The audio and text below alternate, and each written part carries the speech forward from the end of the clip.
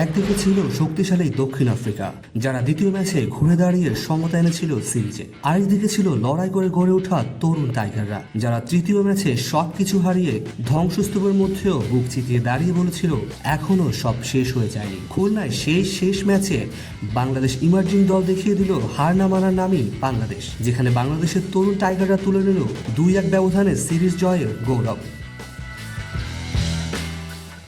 খুলনার শেখ আবু নাসের স্টেডিয়ামে সিরিজ নির্ধারণী ম্যাচে প্রথম ব্যাট করে মাত্র 225 রানে অল আউট হয়েছিল বাংলাদেশ, কিন্তু সেই সংগ্রহই প্রোটিয়াদের জন্য হয়ে উঠেছিল দুর্গম এক পাহাড়। রান তাড়া করতে নেমে 38.2 ওভারে 191 রানে গুটিয়ে যায় সফরকারীরা। 34 রানের এই দারুণ জয়ে লাল সবুজ প্রতিনিধিরা ছিনিয়ে নেয় সিরিজ। টস হেরে প্রথম ব্যাট করতে নেমে বাংলাদেশের শুরুটা ছিল একেবারে দুঃস্বপ্নের মতো। একে 8 উইকেট হারিয়ে স্কোরবোর্ডে কেবল 118 রান। ঠিক তখনই দুই যোদ্ধার আবির্ভাব, রাকিবুল হাসান ও মাহফুজুর রহমান রাব্বি।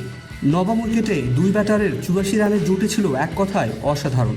রাকিবুল খেলেন 40 বলে 42 রানের ঝলমলে ইনিংস, যাতে ছিল 5টি চারের সঙ্গে 2টি ছক্কার ঝড়। আর ইনিংসের সবচেয়ে বড় অবদান রাব্বির ব্যাট থেকে 77 বলে 58 রানের অনবদ্য ইনিংস, যেখানে ছিল 5টি চার ও 3টি ছক্কার ঝড়।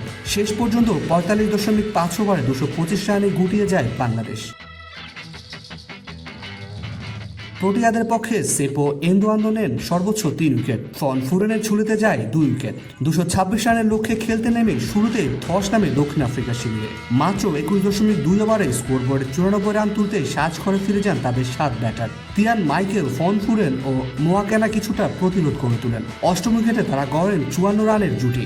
তবে ফুরেনকে কট অ্যান্ড বোল করে সেই জুটি ভেঙে দেন শেখ পারভেজ জীবন। তবুও হাল ছাড়েনি সফরকারীরা। মোকাইনা ও এন্টুলির নবম উইকেট জুটিতে যোগ হয় আরও 42 রান।